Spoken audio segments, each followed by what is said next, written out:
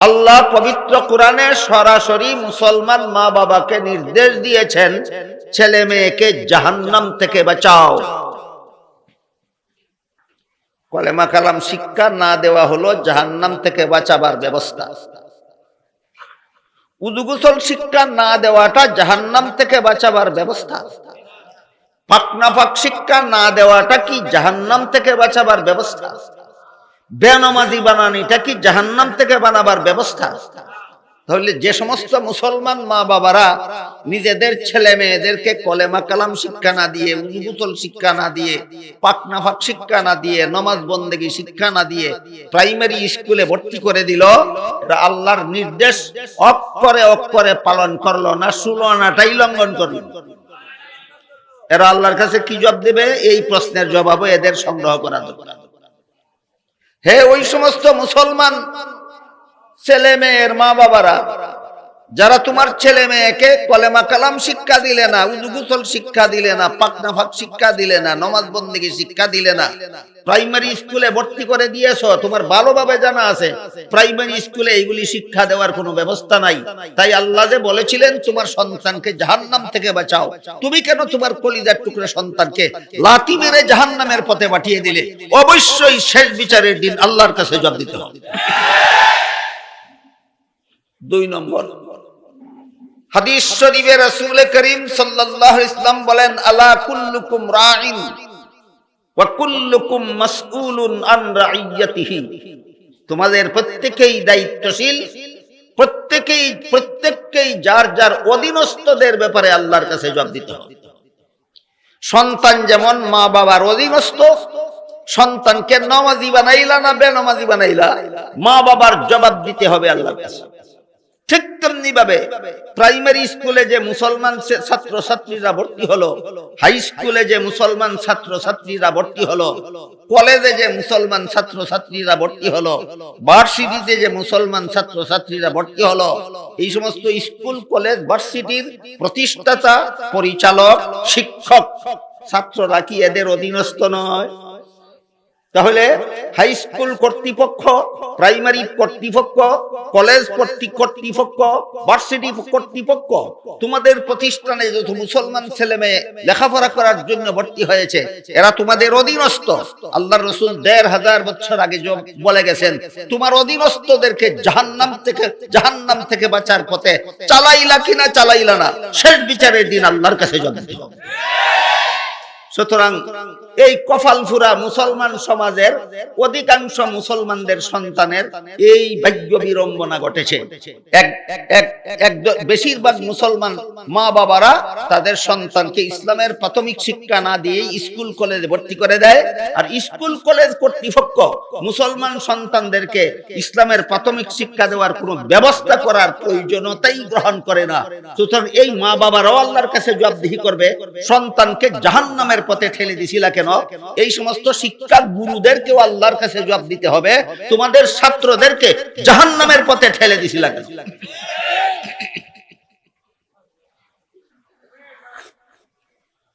সুতরাং যে সমস্ত ছেলে মেয়েদের মা বাবারাও ইসলামের প্রাথমিক শিক্ষা দিল না, যে সমস্ত ছেলে মেয়েদের শিক্ষা গুরুরাও এদেরকে জাহান্নাম থেকে বাঁচার শিক্ষা দিল না, এরা ভাগ্যবান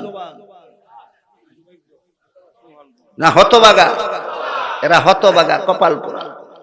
এই সমস্ত কপাল পোড়াদেরকে জাহান্নাম থেকে বাঁচার পথ দেখাবার মত দরদি মানুষ এই সমাজে কওমি আলেম ছাড়া আর কেউ নাই। এই সমস্ত কপাল পোড়া মুসলমান সন্তানদের জাহান্নাম থেকে বাঁচাবার মত পথ দেখাবার মতো দরদি এই সমাজে কওমি আলেম ছাড়া আর কেউ নাই। কওমি আলেমগণ এদেরকে, এই কপাল ফুরাদেরকে জাহান্নাম থেকে বাঁচাবার জন্য বহুমুখী ব্যবস্থা গ্রহণ করেছে।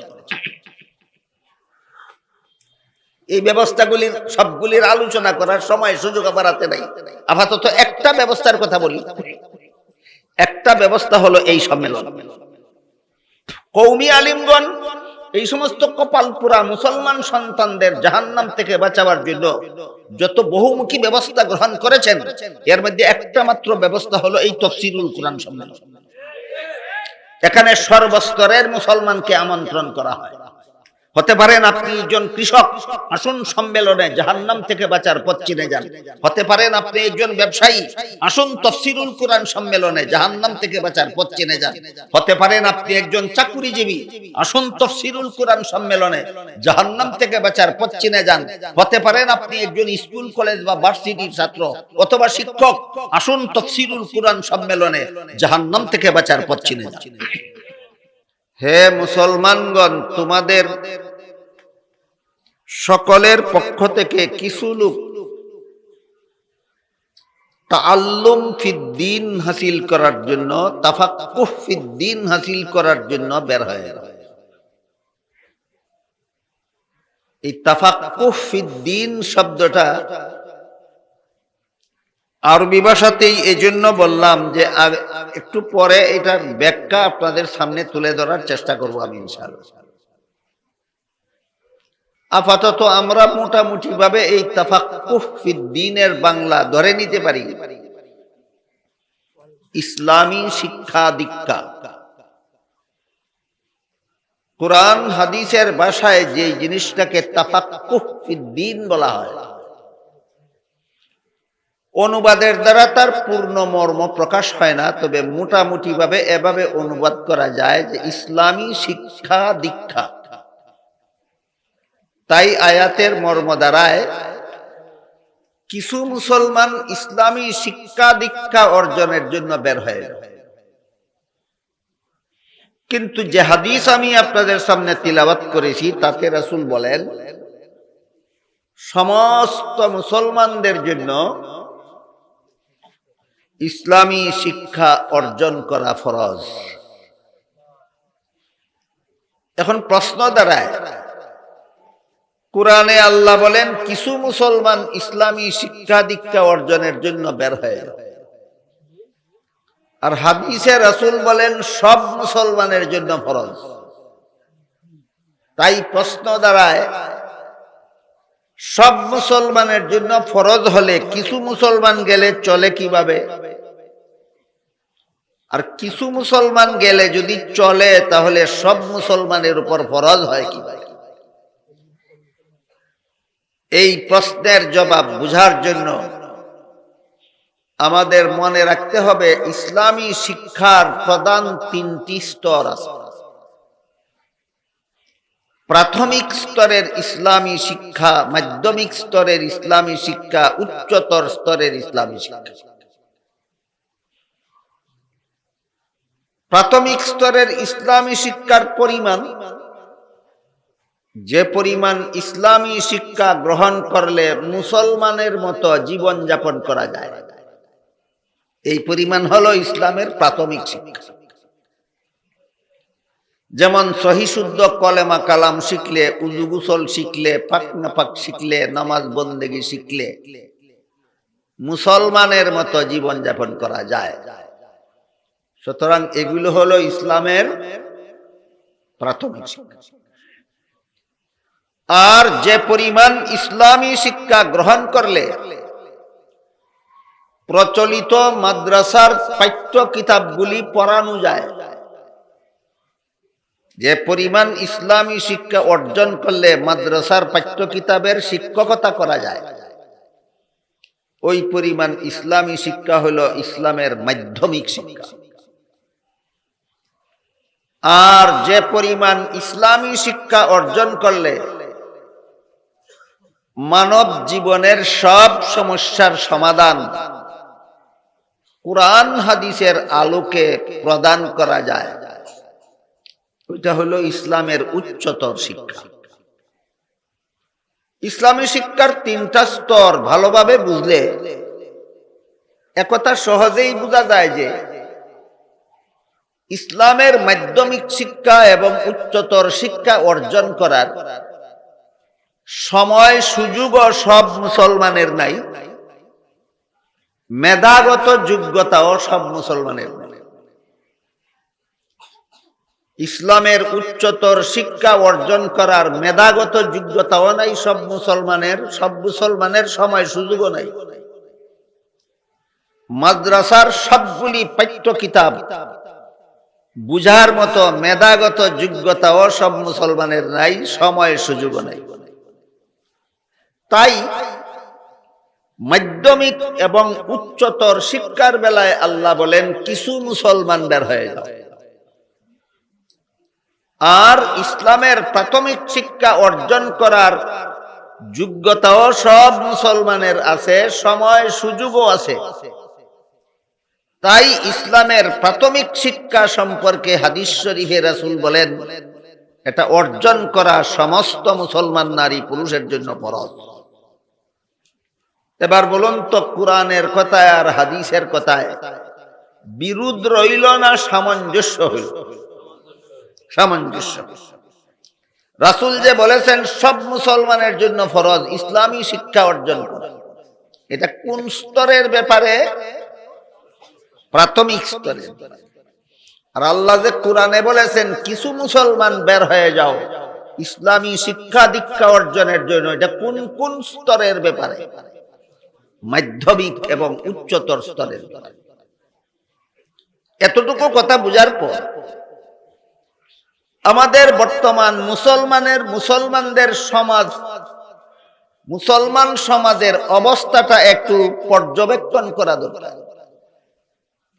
আমাদের বর্তমান সমাজের বেশিরভাগ মুসলমানের মধ্যে, বেশিরভাগ মুসলমান বর্তমান সমাজের সহি শুদ্ধ কলেমা কালাম জানে, সহি শুদ্ধ উযু গোসল জানে, সহি শুদ্ধ পাক না পাক জানে, সহি শুদ্ধ নামাজ বন্দেগী জানে, জানে না? এগুলি কতজন মুসলমানের জন্য জানা ফরজ ছিল? তাহলে যারা জানে না এরা এই ফরজ লঙ্ঘনের জন্য আল্লাহর কাছে কি জবাব দেবে? এই প্রশ্নের জবাব সমাজের সমস্ত মুসলমানদের সংগ্রহ করা দরকার। ইসলামী কলেমা কালাম শিক্ষা করা সব মুসলমানের জন্য ফরজ। ওযু গোসল শিক্ষা করা সব মুসলমানের জন্য ফরজ। পাক না পাক শিক্ষা করা সব মুসলমানের জন্য ফরজ। যথাযথ নামাজ বন্দেগী করা সব মুসলমানের জন্য ফরজ। আমি যে শিখলাম না আল্লাহর কাছে কি জবাব?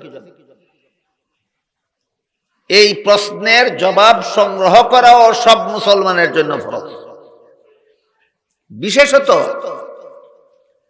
আমাদের বর্তমান সমাজের প্রচলিত স্কুল কলেজ ভার্সিটিতে এইগুলি মুসলমান ছাত্র ছাত্রীদেরকে শিক্ষা দেওয়ার কোনো ব্যবস্থা নাই।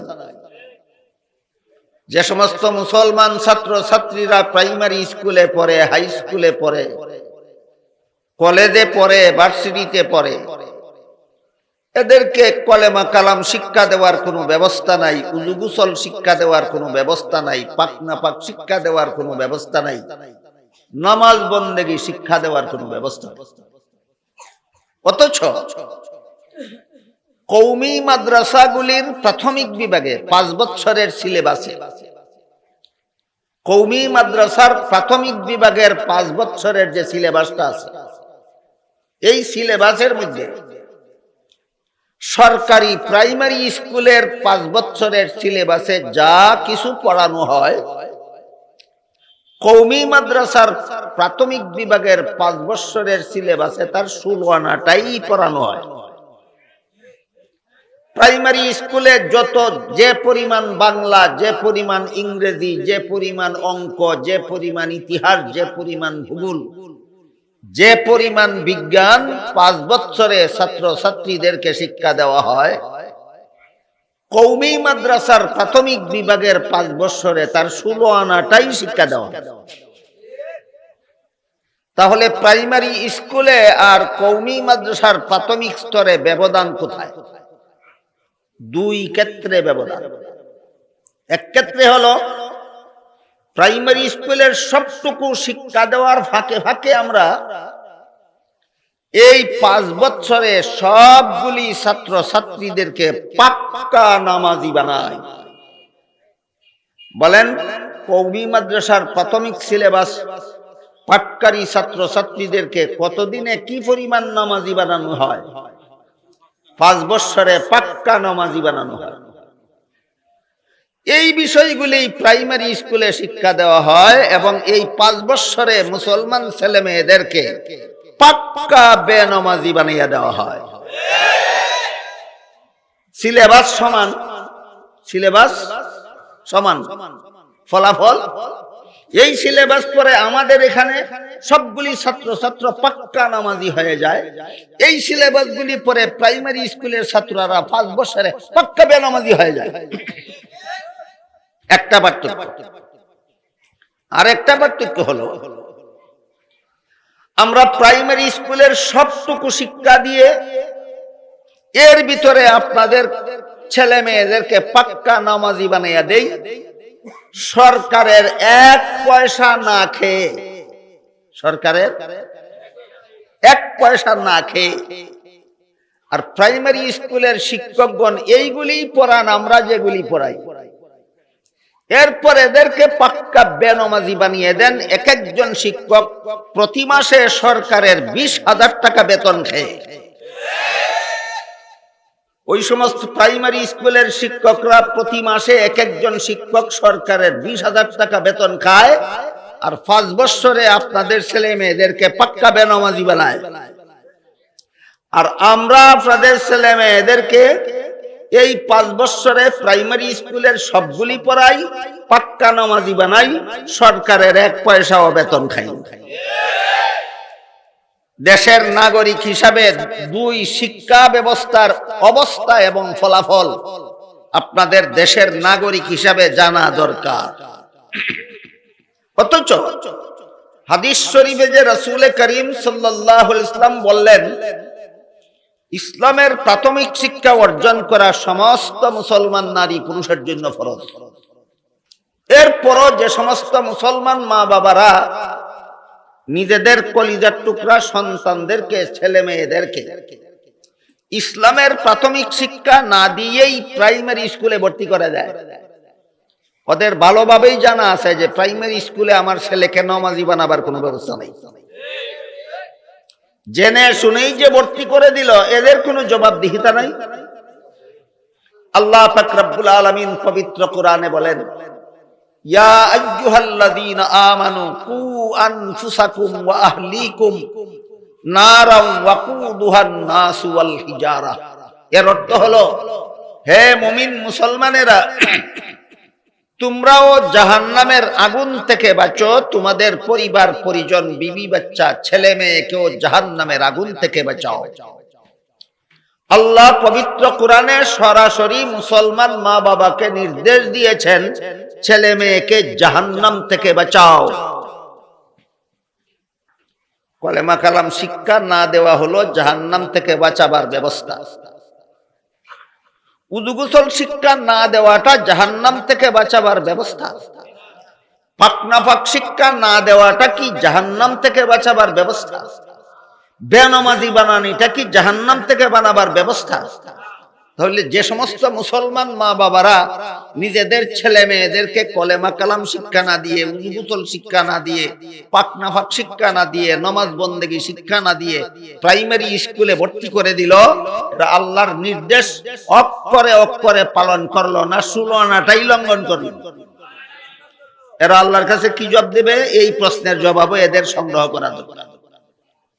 হে ওই সমস্ত মুসলমান ছেলে মেয়ের মা বাবারা, যারা তোমার ছেলে মেয়েকে কলেমা কালাম শিক্ষা দিলে না, উযু গোসল শিক্ষা দিলে না, পাক নাপাক শিক্ষা দিলে না, নামাজ বন্দেগী শিক্ষা দিলে না, প্রাইমারি স্কুলে ভর্তি করে দিয়েছো, তোমার ভালোভাবে জানা আছে প্রাইমারি স্কুলে এইগুলি শিক্ষা দেওয়ার কোনো ব্যবস্থা নাই।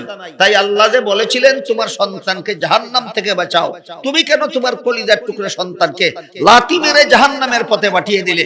অবশ্যই শেষ বিচারের দিন আল্লাহর কাছে জবাব দিতে হবে।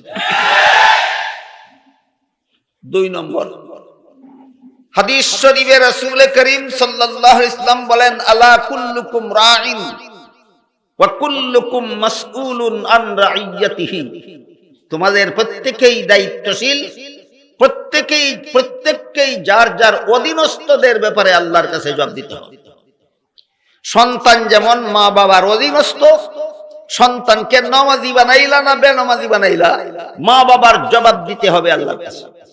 ঠিক তেমনি ভাবে প্রাইমারি স্কুলে যে মুসলমান ছাত্র ছাত্রীরা ভর্তি হলো, হাই স্কুলে যে মুসলমান ছাত্র ছাত্রীরা ভর্তি হলো, কলেজে যে মুসলমান ছাত্র ছাত্রীরা ভর্তি হলো, ভার্সিটিতে যে মুসলমান ছাত্র ছাত্রীরা ভর্তি হলো, এই সমস্ত স্কুল কলেজ ভার্সিটির প্রতিষ্ঠাতা, পরিচালক, শিক্ষক, ছাত্ররা কি এদের অধীনস্থ নয়?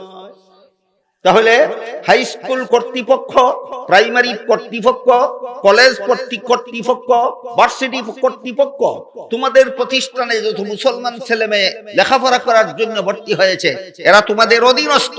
আল্লাহর রাসূল ১৫০০ বছর আগে বলে গেছেন, তোমার অধীনস্থদেরকে জাহান্নাম থেকে বাঁচার পথে চালাইলা কিনা চালাইলা না, শেষ বিচারের দিন আল্লাহর কাছে জবাব দিতে হবে।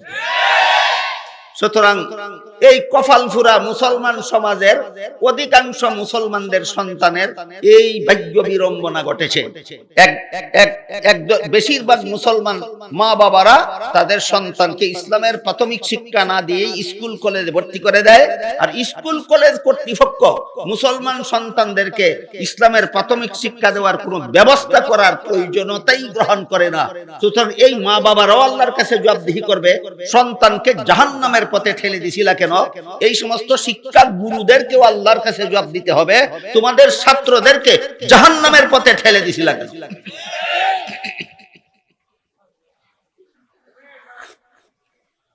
সুতরাং যে সমস্ত ছেলে মেয়েদের মা বাবারাও ইসলামের প্রাথমিক শিক্ষা দিল না, যে সমস্ত ছেলে মেয়েদের শিক্ষা গুরুরাও এদেরকে জাহান্নাম থেকে বাঁচার শিক্ষা দিল না, এরা ভাগ্যবান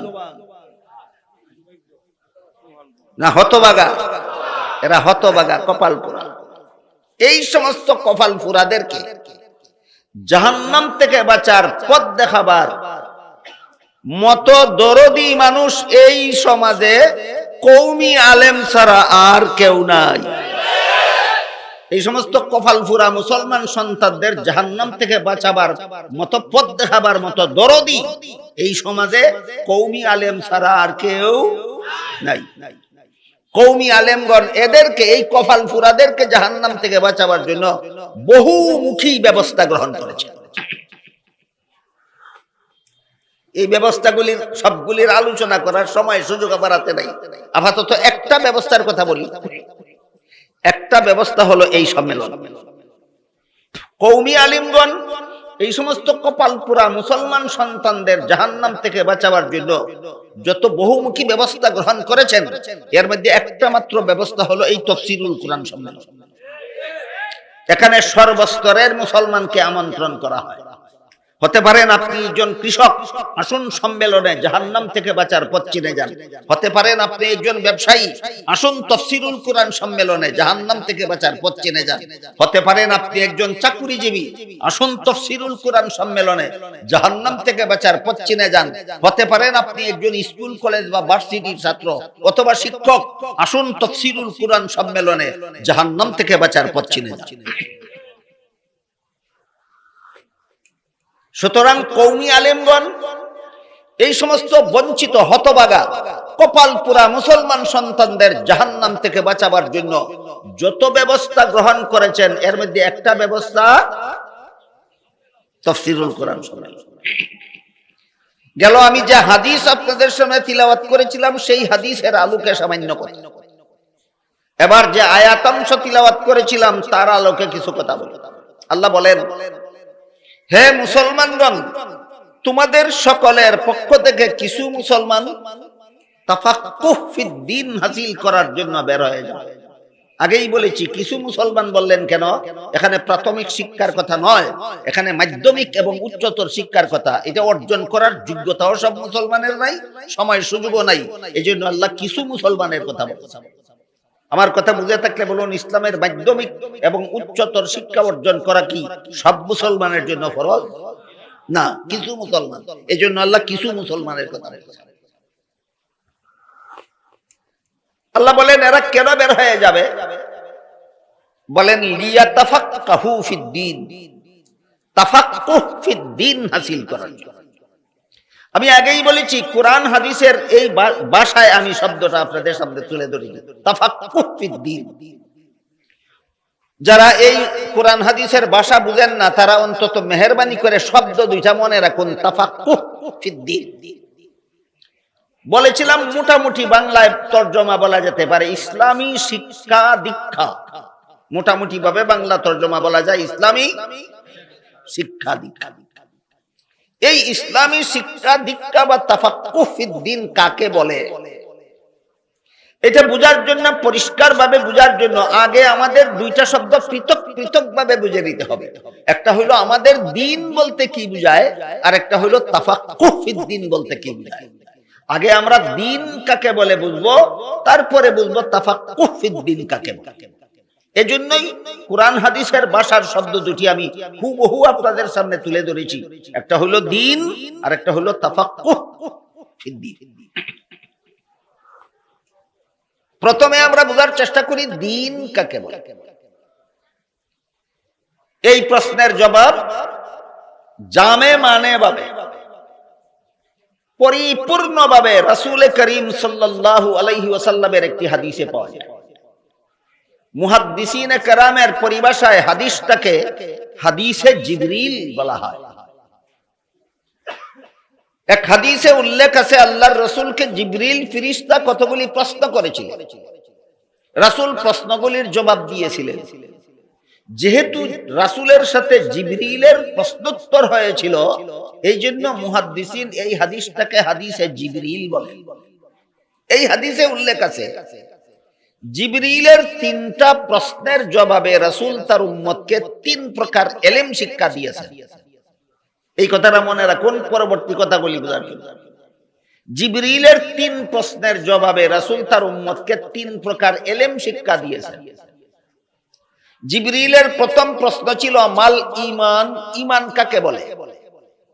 জিবরিলের দ্বিতীয় প্রশ্ন ছিল মাল ইসলাম, ইসলাম কাকে বলে। জিবরিলের তৃতীয় প্রশ্ন ছিল মাল ইহসান, আল্লাহর নির্ভেজাল গোলামি কাকে বলে। ঈমান কাকে বলে, ইসলাম কাকে বলে, আল্লাহর নির্ভেজাল গোলামি কাকে বলে। এই ৩ প্রশ্নের জবাবে রাসূল তার উম্মতকে ৩ প্রকার ইলম শিক্ষা দিয়েছেন। কোন প্রশ্নের জবাবে কোন ইলম শিক্ষা দিলেন তা এবার বোঝার চেষ্টা করুন। জিবরিল যখন জিজ্ঞাসা করলেন ঈমান কাকে বলে, জবাবে রাসূল করিম সাল্লাল্লাহু আলাইহি ওয়াসাল্লাম ঈমানের ৬টা মূল কথা বলে দিলেন। মৌলিকভাবে এই ৬টা কথা বিশ্বাস করার নাম ঈমান। এই ৬ কথা কোরআনের বিভিন্ন আয়াতে বিক্ষিপ্তভাবে বর্ণিত আছে, রাসূলের বিভিন্ন হাদিসে বিক্ষিপ্তভাবে বর্ণিত আছে।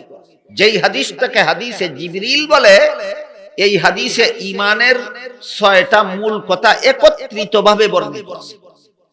কিন্তু যারা মাদ্রাসায় লেখাপড়া করেন না, কোরআন হাদিসের ভাষা যারা বুঝেন না, তাদের পক্ষে এই ঈমানের ৬ কথা কোরআন হাদিস থেকে খুঁজে বের করা সম্ভব নয়।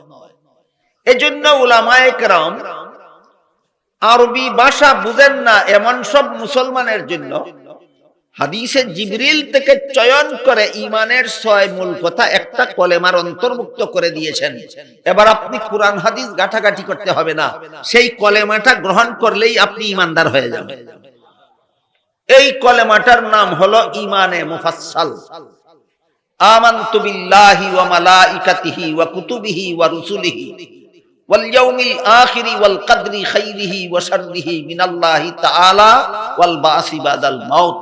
এর মর্মার্থ হলো আমি আল্লাহকে বিশ্বাস করলাম, আমি আল্লাহর ফেরেশতাগণ বিশ্বাস করলাম, আমি আসমানি কিতাবগুলি বিশ্বাস করলাম, আমি নবী রাসূলগণকে বিশ্বাস করলাম, আমি আল্লাহর নির্ধারিত তকদীর বিশ্বাস করলাম, আর মরণের পর পুনর্জীবন এবং সেই জীবন নিয়ে পরকালে চিরস্থায়ী পরকাল। পুনর্জীবনকে যদি একটা আর পরকালকে যদি আরেকটা গণ্য করা হয় তাহলে কথা হয় ৭টা, আর পুনর্জীবন আর পরকালকে যদি একটা পয়েন্ট গণ্য করা হয় তাহলে ঈমানের মূল কথা হয় ৬টা। ৬ নম্বরে আমি পরকালের চিরস্থায়ী জীবন বিশ্বাস করলাম। এই ৬টা কথা আপাতত আমরা মনে রাখি। ঈমানের মূল কথা ৬টা। ৬টা কথা বিশ্বাস করার নাম ঈমান, রাসূল বলেছেন। এক নম্বর আল্লাহ বিশ্বাস, 2 নম্বর ফিরিস্তা বিশ্বাস, 3 নম্বরে আসমানি কিতাব বিশ্বাস, 4 নম্বর নবী রাসূল বিশ্বাস, 5 নম্বর তাকদীর, 6 নম্বর আখিরাত।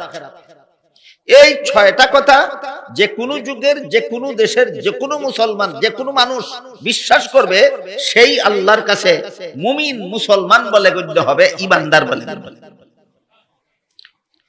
এই 6 কথার সাথে আরো যত আনুষঙ্গিক কথা আছে সবগুলিকে সবিস্তারে দলিল প্রমাণ সহ আকাবিরিনে উম্মত, এই উম্মতের শীর্ষস্থানীয় আলেমগণ, এদেরকে আকাবিরিনে উম্মত বলা হয়।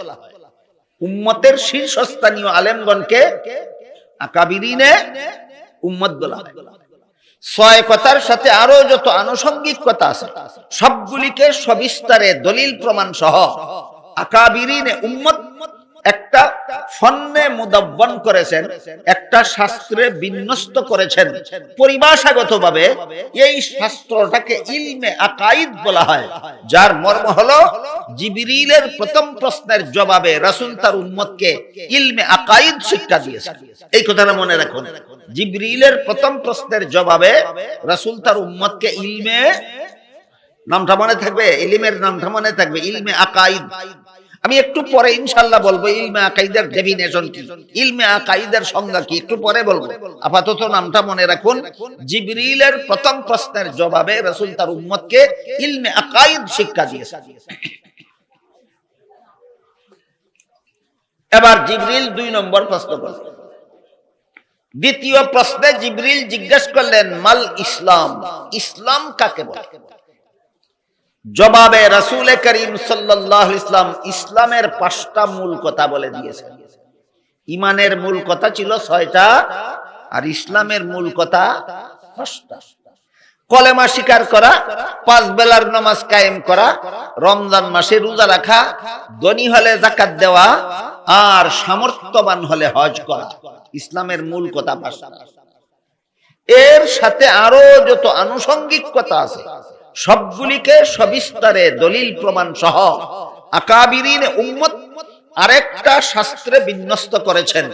পরিভাষাগতভাবে ওই শাস্ত্রটাকে ইলমে ফিকহ বলা হয়।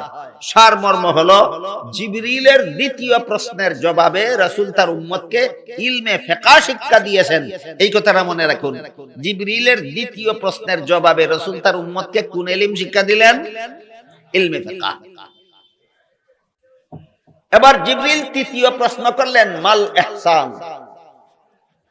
ইহসান শব্দের অর্থ খাঁটি, ইহসান শব্দের অর্থ নির্ভেজাল, ইহসান শব্দের অর্থ সুন্দর, ইহসান শব্দের অর্থ পরিপূর্ণ।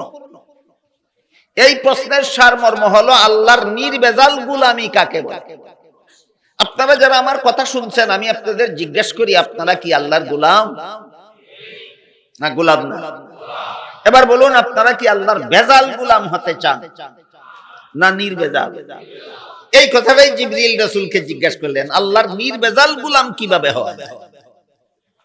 রাসূল করিম সাল্লাল্লাহু আলাইহি ওয়াসাল্লাম এই প্রশ্নের জবাবে আল্লাহর নির্ভেজাল গোলামির 2টা মূল কথা বলে দিয়েছেন। ঈমানের মূল কথা 6টা, ইলমে আকাইদের মূল কথা 6টা, ইলমে ফিকহের মূল কথা 5টা, আর আল্লাহর নির্ভেজাল গোলামির মূল কথা 2টা। এর সাথে আরো যত আনুষঙ্গিক কথা আছে সবগুলিকে সবিস্তারে দলিল প্রমাণ সহ আকাবিরিনে উম্মত আরেকটা ফন্নে মুদাব্বান করেছেন, আরেকটা শাস্ত্রে বিন্যস্ত করেছেন। পরিভাষাগতভাবে সেই শাস্ত্রটাকে ইলমে তাজকিয়াও বলা হয়, ইলমে তাসাউফও বলা হয়। সারমর্ম হলো জিবরিলের তৃতীয় প্রশ্নের জবাবে রাসূল তার উম্মতকে ইলমে তাজকিয়া শিক্ষা দিয়েছেন। এবার বলুন, প্রথম প্রশ্নের জবাবে কোন ইলম শিক্ষা দিয়েছিলেন? ইলমে আকাইদ। দ্বিতীয় প্রশ্নের জবাবে কোন ইলম শিক্ষা দিয়েছিলেন? ইলমে ফিকহ।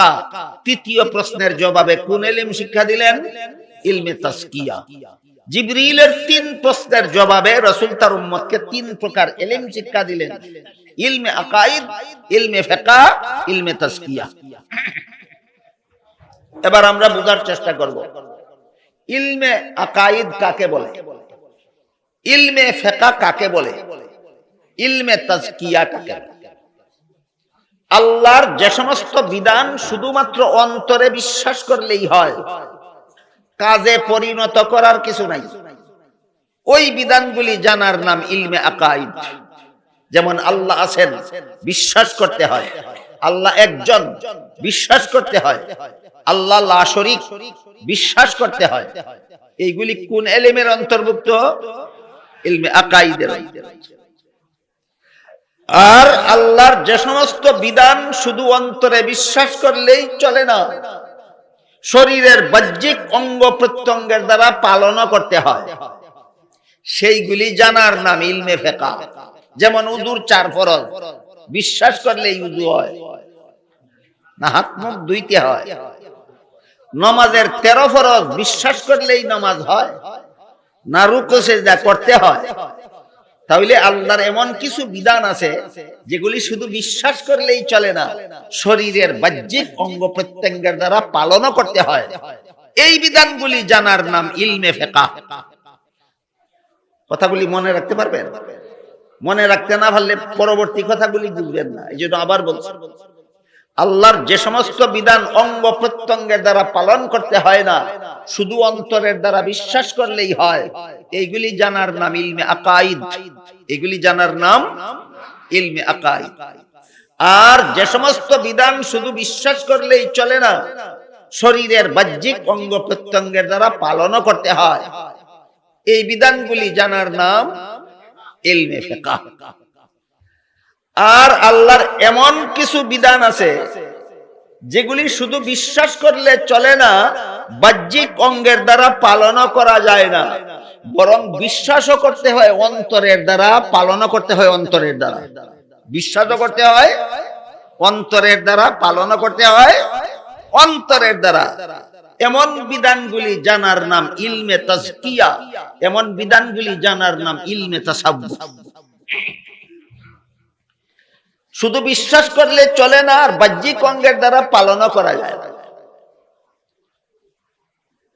অন্তরের দ্বারা বিশ্বাসও করতে হয়, অন্তরের দ্বারা পালনও করতে হয়। এই ইলমের মূল কথা রাসূল বলে দিয়েছেন 2টা। ইলমে আকাইদের মূল কথা 6টা, ইলমে ফিকহর মূল কথা 5টা, ইলমে তাজকিয়ার মূল কথা 2টা। ইলমে তাজকিয়ার মূল কথা 2টা। রাসূলের ভাষায় 2টা মূল কথা হলো আনতা আবুদাল্লাহ কাআন্নাকা তারাহু ফাইন লাম তাকুন তারাহু ফাইন্নাহু ইয়ারাক। এই হাদিসের বিভিন্ন বর্ণনা আছে। কোন বর্ণনায় তা'বুদা উল্লেখ আছে, কোন বর্ণনায় তা'মালা উল্লেখ আছে, কোন বর্ণনায় তাফআলা উল্লেখ আছে। সারমর্ম হলো ইলমে তাজকিয়ার মূল কথা 2টা। এই 2 মূল কথার একটা হলো আল্লাহ সদা সর্বদা তোমার সামনে আছেন। আপনারা কি বিশ্বাস করেন আল্লাহ সর্বদা আপনাদের পিছনে আছেন না সামনে আছেন? আল্লাহ পরিষ্কার ভাষায় কোরআনে বলেন, আইনামা তুওয়াল্লু ফাসাম্মা ওয়াজহুল্লাহ, তোমরা যেদিকেই চেহারা ফিরাবে সেদিকেই আল্লাহ আছেন। তাহলে আল্লাহ আমার পিছনে আছেন সদা সর্বদা, না আমার সামনে আছেন সদা সর্বদা? ইলমে তাজকিয়ার 2 মূল কথার প্রথম কথা হলো আল্লাহ সর্বদাই আমার সামনে আছেন। আরেকটা হলো আমি সর্বদা আল্লাহর সামনে আছি, আমি সর্বদা আল্লাহর সামনে আছি। সারা দুনিয়ার সমস্ত মুসলমান এই 2টা কথা বিশ্বাস করে যে আল্লাহ আমার সামনে আছেন সদা সর্বদা, আর আমিও আল্লাহর সামনে আছি সদা সর্বদা। কিন্তু বিশ্বাস করা সত্ত্বেও যেহেতু আমি আল্লাহর সামনে আছি, কাজী আল্লাহ আমাকে দেখেন না।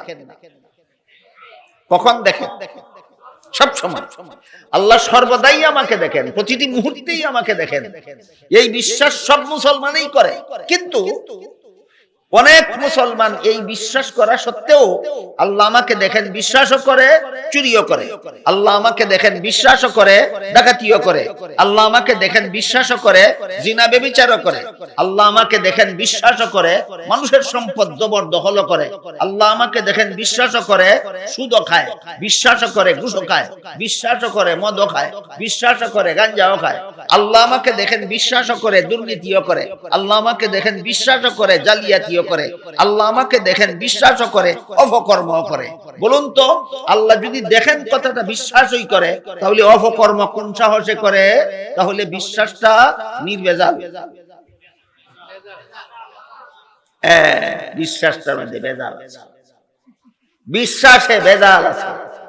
জিবরিল যেহেতু জিজ্ঞেস করলেন নির্ভেজাল গোলামি কোনটা, রাসূল করিম সাল্লাল্লাহু আলাইহি ওয়াসাল্লাম এই ভেজাল বিশ্বাসটাকে নির্ভেজাল করার পদ্ধতি শিক্ষা দিয়েছেন। ওই পদ্ধতিটা জানার নাম ইলমে তাজকিয়া, ইলমে তাসাব্বুফ। ওই পদ্ধতিটা জানার নাম। আমার কথা বলি আপাতত বুঝে থাকলে বলুন, যে মুসলমান বিশ্বাস করে আল্লাহ আমাকে সর্বদাই দেখেন, এই মুসলমান চুরি করে কোন সাহসে? বিশ্বাসে ভেজাল আছে। যেই মুসলমান বিশ্বাস করে আল্লাহ আমাকে সর্বদাই দেখেন, এই মুসলমান দুর্নীতি করে কোন সাহসে? বিশ্বাসে ভেজাল আছে। আল্লাহ আমাকে সর্বদাই দেখেন আবার ঘুষও খায় কোন সাহসে? বিশ্বাসে ভেজাল আছে। এই বিশ্বাস ততক্ষণ পর্যন্ত ভেজাল পূর্ণ থাকবে যতক্ষণ পর্যন্ত তার বিশ্বাস থাকবে ঘুমন্ত। বিশ্বাসটা কেমন থাকবে? ঘুমন্ত। এই ঘুমন্ত বিশ্বাসটাকে জাগ্রত করা হাতের কাজ নয়, মুখের কাজ নয়, চোখের কাজ নয়, পায়ের কাজ নয়। অন্তরের ঘুমন্ত বিশ্বাসটাকে অন্তরের দ্বারাই জাগ্রত করতে হয়। সুতরাং যেই আল্লাহর যেই বিধান শুধু বিশ্বাস করলে চলে না, অন্তরের দ্বারা বাহ্যিক অঙ্গ প্রত্যঙ্গের দ্বারা পালনও করা যায় না, বরং বিশ্বাসও করতে হয় অন্তরের দ্বারা, পালনও করতে হয় অন্তরের দ্বারা। এমন বিধান জানার নাম ইলমে তাজকিয়া। সুতরাং আমি যে বিশ্বাস করি আল্লাহ আমাকে দেখেন, তারপরও আমি হারাম কাজে দিনরাত 24 ঘন্টা লিপ্ত, কোন কারণে? আমার বিশ্বাস জাগ্রত থাকার কারণে না ঘুমন্ত থাকার কারণে? এই ঘুমন্ত বিশ্বাসটাকে হাতের দ্বারা জাগ্রত করা যায় না, অন্তরের ঘুমন্ত বিশ্বাসটাকে অন্তরের দ্বারাই জাগ্রত করতে হয়। অন্তরের ঘুমন্ত বিশ্বাসকে মুখের দ্বারা জাগ্রত করা যায় না, অন্তরের ঘুমন্ত বিশ্বাসকে অন্তরের দ্বারাই জাগ্রত করতে হয়। সুতরাং আল্লাহর বিধান বিশ্বাসও করতে হলো অন্তরের দ্বারা, পালনও করতে হলো অন্তরের দ্বারা। এমন বিধান জানার নাম ইলমে তাজকিয়া। আমার কথা বুঝে থাকলে এবার বলুন, আপনারা যে মুসলমানের সমাজে বাস করেন, এই সমাজে কোন মুসলমান কি ঘুষখোর আছে? কোন মুসলমান কি সুদখোর আছে? কোন মুসলমান কি দুর্নীতিবাজ আছে? কোন মুসলমান কি জালিয়াতিকারী আছে? কোন মুসলমান কি অপকর্মকারী আছে? কোন মুসলমান কি দুষ্কৃতিকারী আছে? এদের ঈমান বিশ্বাস নির্ভেজাল না ভেজাল? বিশ্বাস ভেজাল হলো কেন? বিশ্বাস জাগ্রত করেনি জীবনে কোনোদিন। বিশ্বাস আজীবন তার বিশ্বাসটা ঘুমন্ত। ঘুমন্ত বিশ্বাসের ফলাফলটা পরিষ্কার ভাবে বোঝার জন্য একটা উদাহরণ দিচ্ছি। ধরুন আপনার বাড়িতে রাত যেন কোনো চোর ঢুকতে না পারে, এজন্য আপনার বাড়ির গেইটে একজন বেতনভোগী পাহারাদার বসায় রাখে। পাহারাদার যদি বসা থাকে জাগ্রত অবস্থায়, চোর কি আপনার বাড়িতে ঢুকতে পারবে? পারবে না।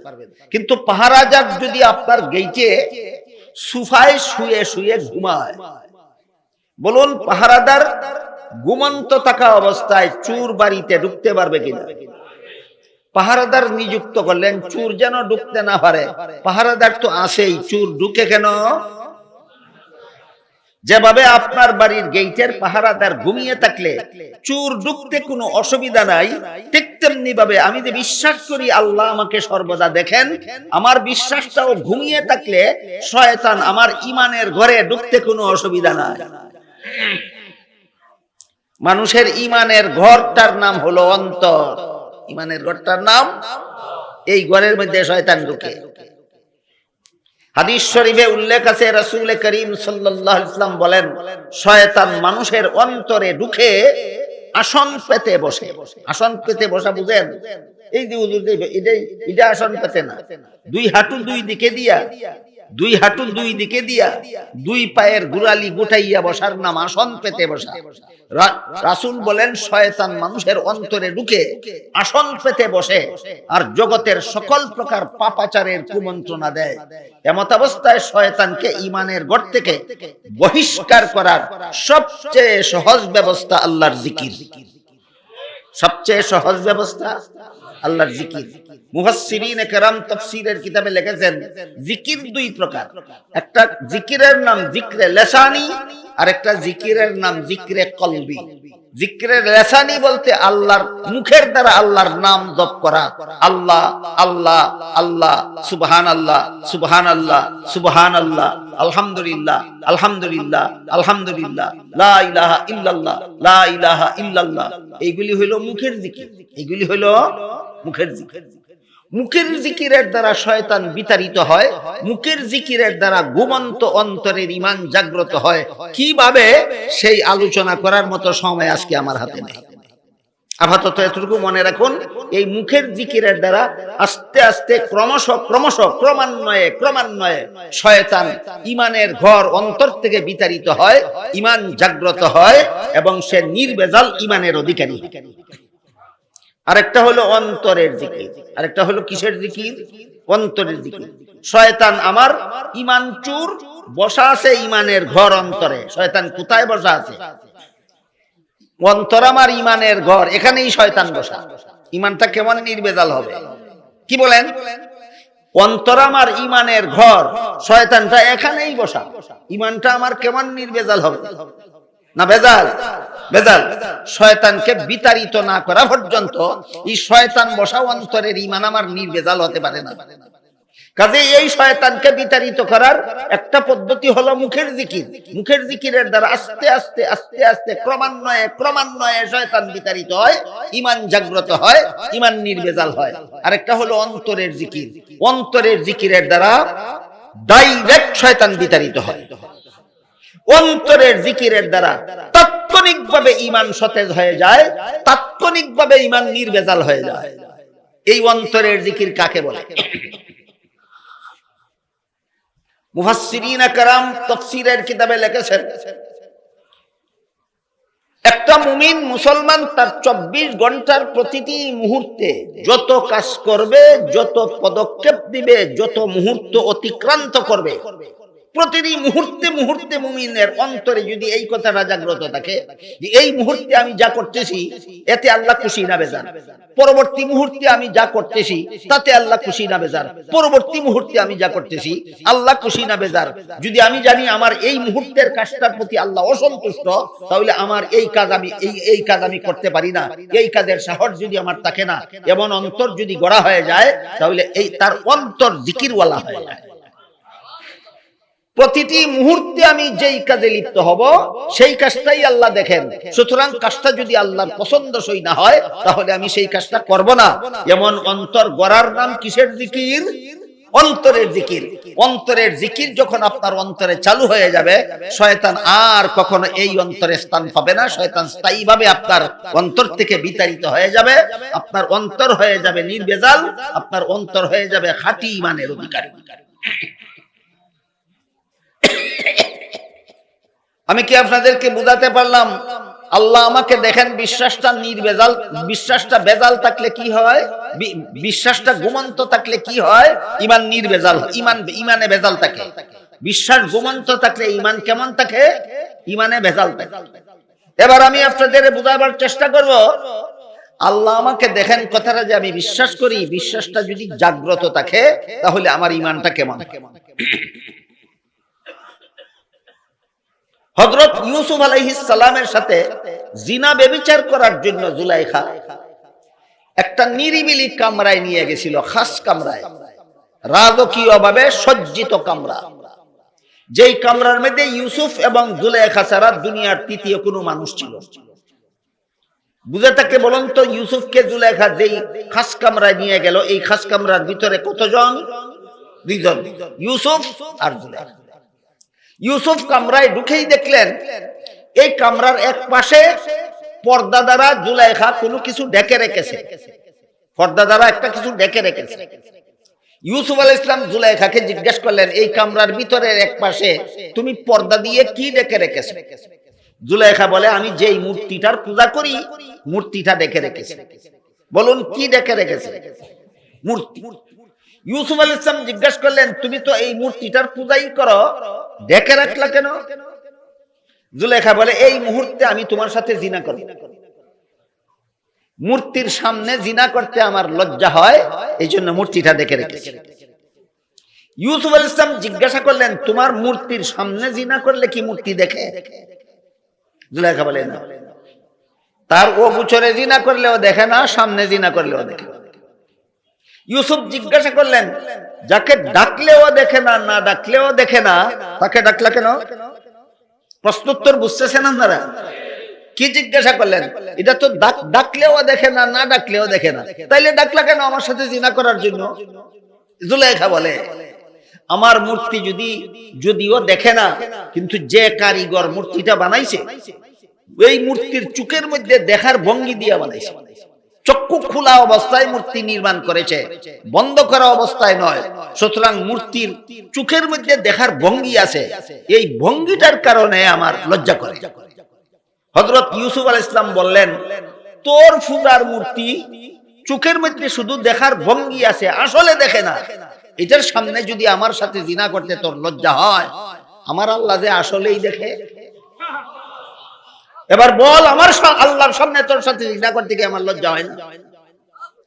ঘটনা বুঝে থাকতে বলুন, ইউসুফ আলাইহিস সালামের আল্লাহ আমাকে দেখেন এই বিশ্বাসটা ছিল ঘুমন্ত।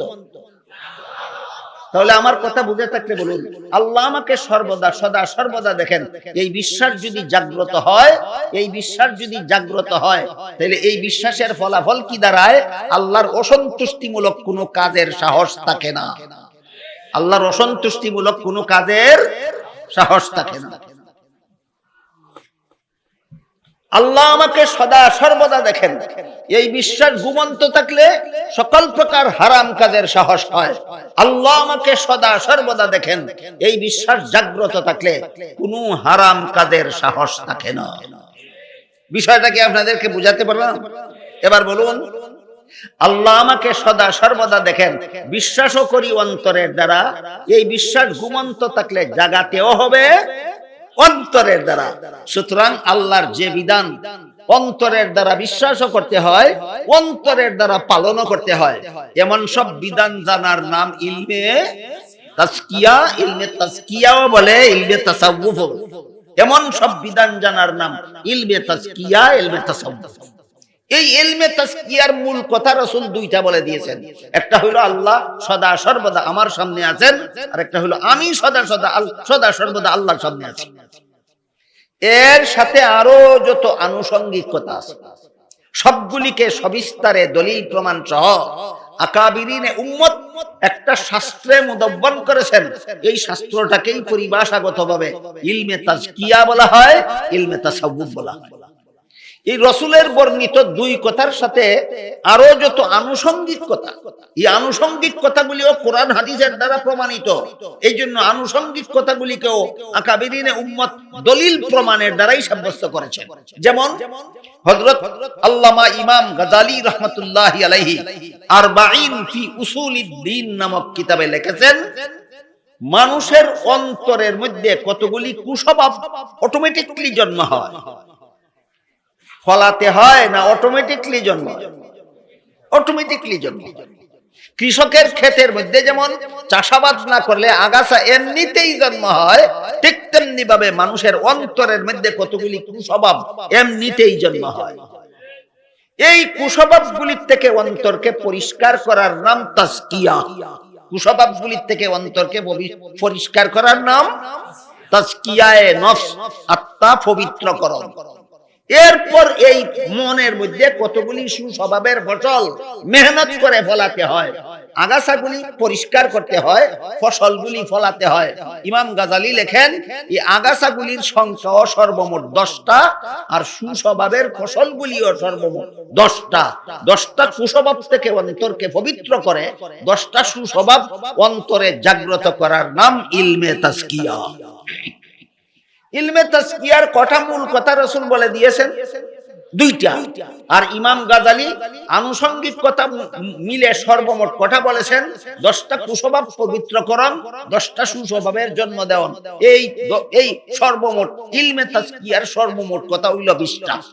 কথা একটু লম্বা হয়ে গেল, যেহেতু ঈমান ইসলাম সম্পর্কে আলোচনা হয় আমাদের সমাজে সচরাচর, কিন্তু ইহসান সম্পর্কে সচরাচর আলোচনা হয় না, হলেও পরিপূর্ণ হয় না, সহজবুদ্ধভাবে হয় না, দুর্বুদ্ধভাবে হয়। জনসাধারণ মুসলমান কিছুই বুঝতে পারে না।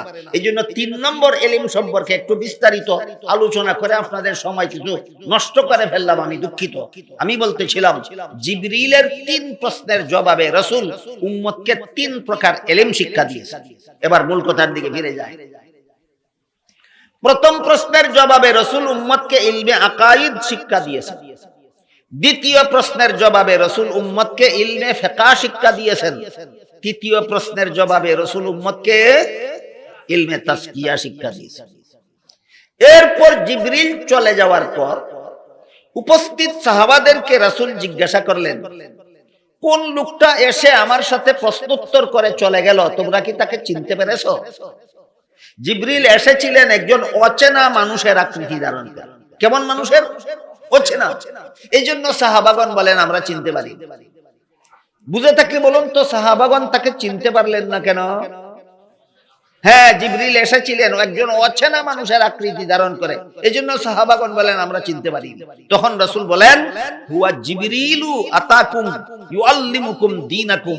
ইনি জিবরিল ফেরেশতা অচেনা মানুষের আকৃতি ধারণ করে এসেছিলেন, আমাকে প্রশ্ন করবেন আর আমি জবাব দেব, এর মাধ্যমে তোমরা তোমাদের দ্বীন শিখে নেবে। সুতরাং এই হাদিসে আল্লাহর রাসূল 3 প্রকার ইলমকে আমাদের দ্বীন বলে আখ্যায়িত করেছে। 3টা ইলমের সমষ্টি হলো আমাদের দ্বীন। প্রথম ইলমের নাম ইলমে আকাইদ, দ্বিতীয় ইলমের নাম ইলমে ফিকহ, তৃতীয় ইলমের নাম ইলমে তাসকিয়া। এই হাদিসে আল্লাহর রাসূল কতটা ইলমকে আমাদের দ্বীন বলে আখ্যায়িত করেছেন? 3টা ইলমের নাম আমাদের দ্বীন। আলোচনা ছিল, আল্লাহ বলেছেন কিছু মুসলমান বের হয়ে যাও তাফাক্কুহ ফিদ দ্বীন হাসিল করার জন্য। আলোচনা ছিল সেখানে তাফাক্কুহ ফিদ দ্বীন বুঝার জন্য আগে আমাদের দ্বীন বুঝতে হয়েছে। আমাদের দ্বীন কোন জিনিসের নাম? 3 ইলমের সমষ্টির নাম। আমি কি বিষয়টা আপনাদেরকে বুঝাতে পারলাম? আমাদের দ্বীন কোন জিনিসের নাম? 3 ইলমের সমষ্টির নাম। সুস্পষ্ট প্রমাণ হাদিসে জিবরিল। হাদিসে জিবরিলে উল্লেখ আছে, জিবরিলের প্রথম প্রশ্নের জবাবে রাসূল উম্মতকে ইলমে আকাইদ শিক্ষা দিয়েছেন। জিবরিলের দ্বিতীয় প্রশ্নের জবাবে রাসূল উম্মতকে ইলমে ফিকহ শিক্ষা দিয়েছেন। জিবরিলের তৃতীয় প্রশ্নের জবাবে রাসূল উম্মতকে ইলমে তাসকিয়া শিক্ষা দিয়েছেন। বিদায় হওয়ার পরে বলেছেন, এই 3টা ইলমের সমষ্টি তোমাদের দ্বীন। 3 ইলমের সমষ্টি আমাদের দ্বীন। এবার আমরা বোঝার চেষ্টা করব তাফাক্কুহ ফিদ দ্বীন কাকে বলে। আয়াত পড়েছিলাম, আল্লাহ বলেন, ফালাউলা নাফারা মিন কুল্লি ফিরকাতিন মিনহুম তাইফাতুল লিয়াতাফাক্কাহু ফিদ দ্বীন। আল্লাহ বলেন, হে মুমিন মুসলমানেরা, তোমাদের সকলের পক্ষ থেকে কিছু মুসলমান বের হয়ে যাও তাফাক্কুহ ফিদ দ্বীন হাসিল করার জন্য।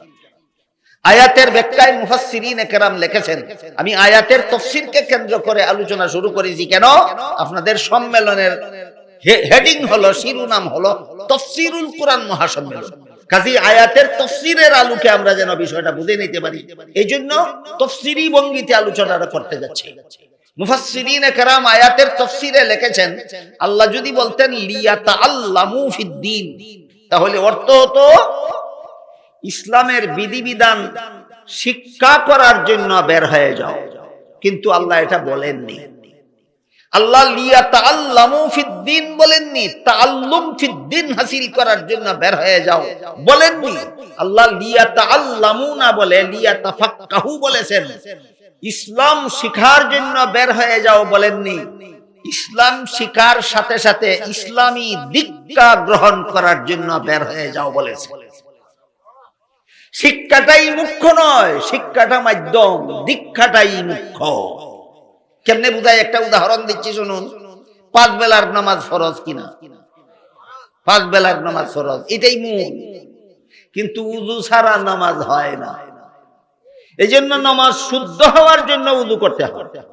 উযুটাই মূল উদ্দেশ্য ছিল না, নামাজ শুদ্ধ হওয়ার মাধ্যম।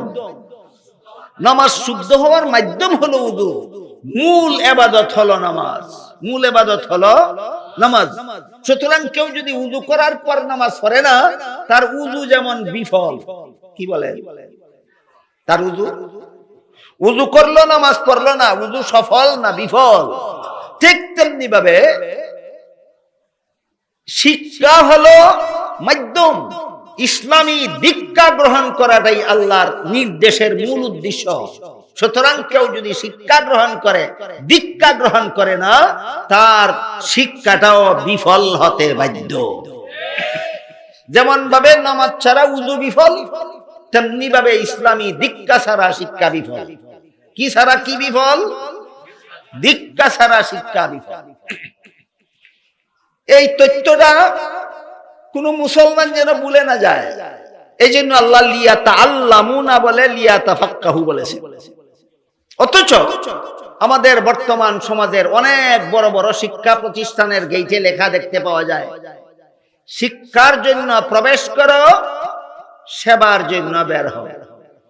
আজকাল দেখেছি কোন কোন বাসের পিছনেও লেখা থাকে, come for education, go for help. এইটার বাংলাটাই শিক্ষার জন্য প্রবেশ করো, সেবার জন্য বের হও। এতক্ষণ আমার কথায় কি বুঝলেন? শিক্ষাটাই মূল না দীক্ষাটাই মূল? দীক্ষা যদি না থাকে, শিক্ষার জন্য প্রবেশ করলে বের হলে পরে সেবা করবে না, সেবন করবে। যার শিক্ষা আছে দীক্ষা নাই, সে সেবনকারী নয়, সেবক হয়। যার শিক্ষা আছে দীক্ষা নাই, সে সেবক হয় না সেবনকারী হয়। সুতরাং সত্যই যদি সেবা চাও, শিক্ষায় তুষ্ট হতে পারো না, শিক্ষার সাথে দীক্ষা লাগবে। এই কথাটা বুঝাবার জন্য আল্লাহ লিয়াতাআল্লামুনা বলে লিয়াতাফাক্কাহু বলেছেন। ইসলামী শিক্ষাটাই মানুষ করার জন্য যথেষ্ট নয়, ইসলামী শিক্ষার সাথে দীক্ষার দরকার।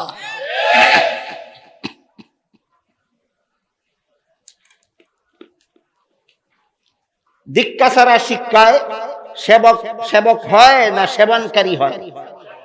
এর একটা উদাহরণ দিচ্ছি আপনাদেরকে আমার জীবনের বাস্তব ঘটনা থেকে। আমার মনে হয় আজ থেকে 40 বছর আগের ঘটনা হবে।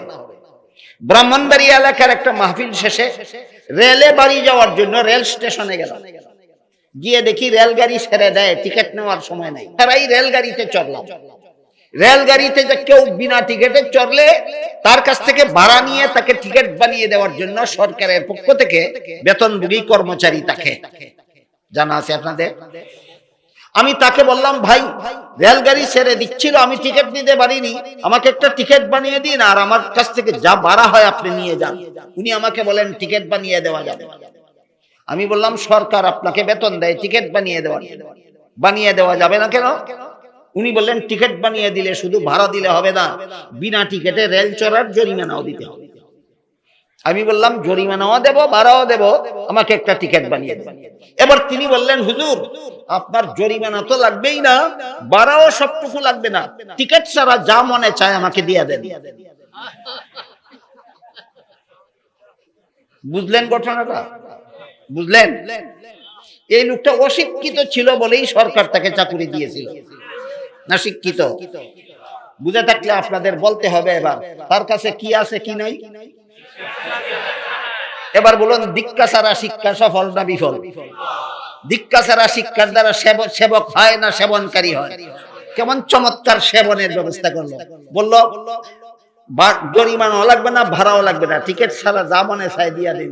সেবা না সেবন? আমি কি আপনাদের বুঝাতে পারলাম? দীক্ষা ছাড়া শিক্ষার দ্বারা যে সেবা হয় না, শুধু সেবন হয়। এই লোকটা নীতিশীল না দুর্নীতিবাজ?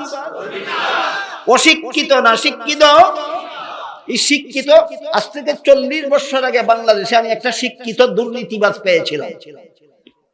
বর্তমান বাংলাদেশে কোনো শিক্ষিত দুর্নীতিবাজ নাই।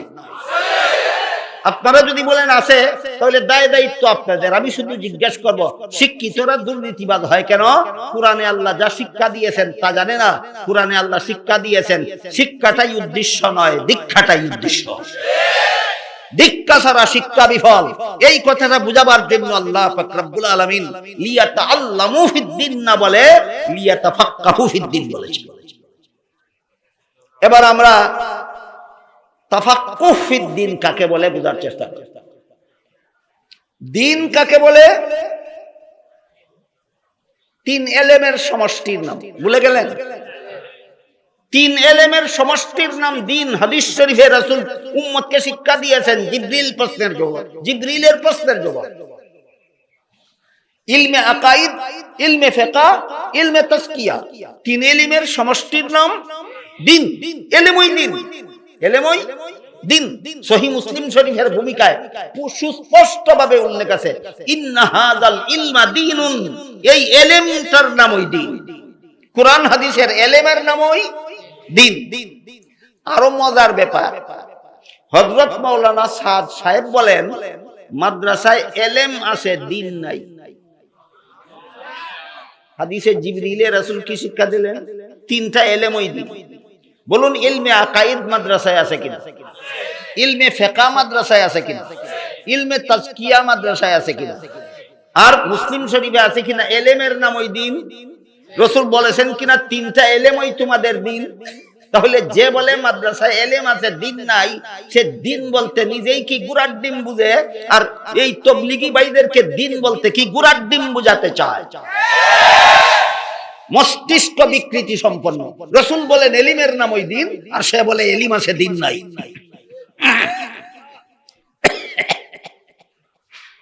সুতরাং এতক্ষণে পরিষ্কার হলো তিনটা ইলমই আমাদের দিন। হাদিসে জিবরিলের মধ্যে আল্লাহ রাসূল এই কথা পরিষ্কার করে দিয়েছেন, তিন ইলমের সমষ্টি মুসলমানদের দিন। একটা ইলমের নাম ইলমে আকাইদ, একটা ইলমের নাম ইলমে ফিকহ, একটা ইলমের নাম ইলমে তাজকিয়া। এবার আমরা বোঝার চেষ্টা করি তাফাক্কুহ ফিদ্দিন কাকে বলে। ইলমে আকাইদের বিষয়গুলি অন্তরে বিশ্বাস স্থাপন করা, ইলমে ফিকহের বিষয়গুলি শরীরের অঙ্গ প্রত্যঙ্গের দ্বারা পালন করা, ইলমে তাজকিয়ার বিষয়গুলি অন্তরের দ্বারা পালন করার নাম তাফাক্কুহ ফিদ্দিন। জানার নাম দিন, আর বাস্তবায়ন করার নাম তাফাক্কুহ ফিদ্দিন। ইসলামের বিধানগুলি জানার নাম দিন, আর বিধানগুলি জীবনে বাস্তবায়ন করার নাম তাফাক্কুহ ফিদ্দিন। এবার বলুন, আল্লাহ কি বলেছেন? ইলম শিখার জন্য বের হয়ে যাও, না তাফাক্কুহ ফিদ্দিন হাসিল করার জন্য বের হয়ে যাও? মর্ম দাঁড়ালো, ইলমে আকাইদের বিষয়গুলি অন্তরে বিশ্বাস করার জন্য বের হয়ে যাও, ইলমে ফিকহের বিষয়গুলি শরীরের অঙ্গ প্রত্যঙ্গের দ্বারা পালন করার জন্য বের হয়ে যাও, ইলমে তাজকিয়ার বিষয়গুলি অন্তরের দ্বারা পালন করার জন্য বের হয়ে যাও। এটার নাম হলো তাফাক্কুহ ফিদ্দিন। এবার আমি আপনাদেরকে জিজ্ঞাসা করি, এই তিন প্রকার ইলম জীবনে বাস্তবায়ন করার সাধনায় বর্তমান দুনিয়াতে যারা নিয়োজিত, তাদের সিংহভাগ হলেন উলামায়ে দেওবন্দ। তাদের সিংহভাগ হলেন উলামায়ে দেওবন্দ। উলামায়ে দেওবন্দের আকীদা যত বিশুদ্ধ, অন্যদের আকীদা তত বিশুদ্ধ নয়। উলামায়ে দেওবন্দ ফিকহের উপর যতটুকু অটল, অন্য কোন ঘরানার আলেম এত অটল নয়। উলামায়ে দেওবন্দের মধ্যে যত বিপুল পরিমাণে, যত ব্যাপক পরিমাণে তাজকিয়ায়ে নফস পাওয়া যায়, আর কোন মহলে এত বিপুল পরিমাণে তাজকিয়ায়ে নফস পাওয়া যায়। তাহলে দিন সন্তোষজনকভাবে বর্তমান দুনিয়ায় বিদ্যমান আছে একমাত্র কওমি মাদ্রাসা। দিন সন্তোষজনকভাবে বিদ্যমান আছে কওমি মাদ্রাসায়। অন্য মাদ্রাসায় মোটেও নাই, আমি তা বলি না, আছে, কিন্তু সন্তোষজনকভাবে কওমি মাদ্রাসায় আছে। এর কারণ বর্তমান দুনিয়াতে ইলমে আকাইদ সন্তোষজনকভাবে কওমি মাদ্রাসায় লালিত, ইলমে ফিকহ সন্তোষজনকভাবে কওমি মাদ্রাসায় লালিত, ইলমে তাজকিয়া সন্তোষজনকভাবে কওমি মাদ্রাসায় লালিত। কেন? এই প্রশ্নের সংক্ষিপ্ত জবাব, এই মাদ্রাসাগুলি মুহাম্মদুর রাসূলুল্লাহর প্রতিষ্ঠিত মাদ্রাসা। এই মাদ্রাসাগুলি মুহাম্মদুর রাসূলুল্লাহর প্রতিষ্ঠিত মাদ্রাসা।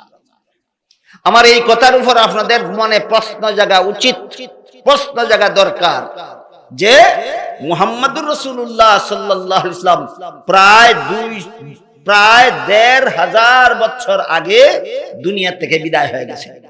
কতদিন আগে? ১৫০০ বছর আগে।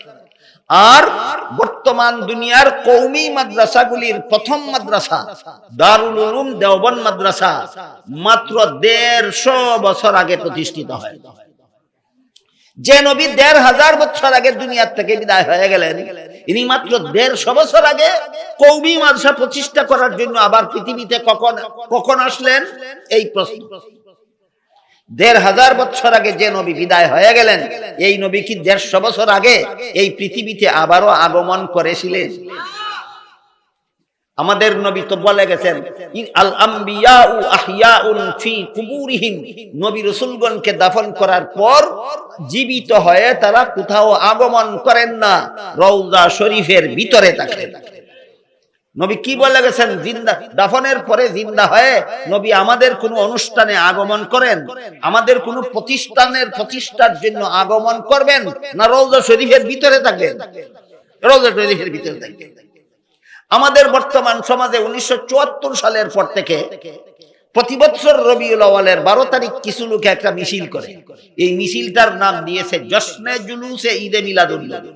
এই মিছিলের মধ্যে তারা যত স্লোগান দেয়, এর মধ্যে একটা স্লোগান আছে, জিন্দা নবীর আগমন, শুভেচ্ছা স্বাগতম।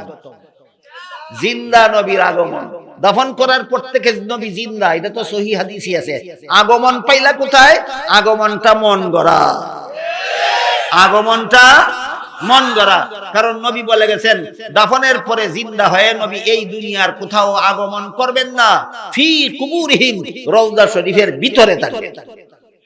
কাজেই উপমহাদেশের সর্বপ্রথম কওমি মাদ্রাসা দারুল উলুম দেওবন্দ মাদ্রাসা প্রতিষ্ঠার জন্য নবী আগমন করলেন কোথায়? নবী তো আগমন করবেন বলেননি, নবী তো রওজা শরীফের ভিতরে থাকবেন বলেন। তাহলে কওমি মাদ্রাসার প্রতিষ্ঠাতা রাসূল হলেন কিভাবে?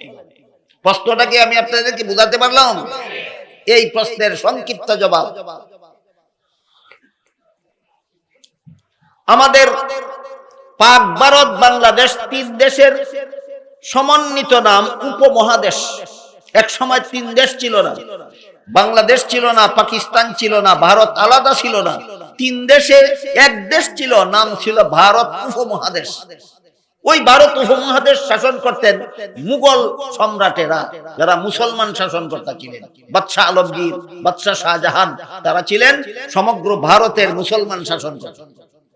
তাদের আমলে সমগ্র ভারত উপমহাদেশে প্রায় 12 লক্ষ মাদ্রাসা ছিল। সবগুলি মাদ্রাসার নামে ওয়াকফ সম্পত্তি ছিল। সম্পত্তির আয়ের দ্বারাই সারা বছর মাদ্রাসার খরচ চলত।